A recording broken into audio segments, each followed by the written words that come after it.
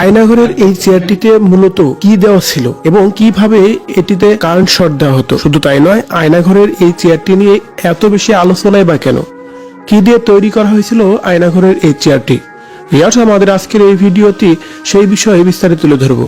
তাই একটু সময় নিয়ে পুরো ভিডিওটি দেখে সঙ্গেই থাকুন। 5ই আগস্টের পর বাংলাদেশের মধ্যে সবচেয়ে আতঙ্কের নাম হচ্ছে আয়নাঘর। শেখ হাসিনা পতনের পর থেকে এই আয়নাঘর নিয়ে চলছে অনেক বেশি আলোচনা সমালোচনা। তেমনি নতুন করে দেখা গেল গতকালকে ভিন্ন চিত্র।